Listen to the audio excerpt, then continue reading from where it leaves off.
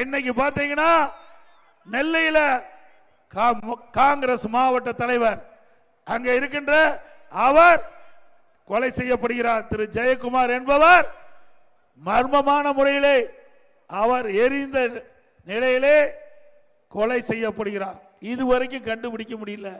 திமுக கூட்டணியில் அங்க வைக்கின்ற காங்கிரஸ் ஒரு மாவட்ட தலைவர் அவர் கொலை செய்யப்படுகிறார். இன்னும் குற்றவாளியை கண்டுபிடிக்க முடியல.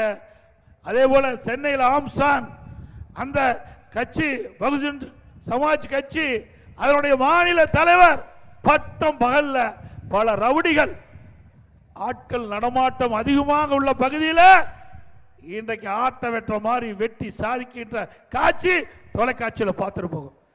இப்படி குற்றவாளிகள் காவல்துறை கண்டு அச்சப்படுகின்ற நிலை மாறிவிட்டது. குற்றவாளிகள் சுதந்திரமாக இன்றைக்கு மனித உயிர்களை வெட்டி சாய்க்கின்ற நிகழ்வுகள் இந்த ஆட்சியிலே பார்க்கப்படுகிறது. இப்படிப்பட்ட ஆட்சி தேவையா?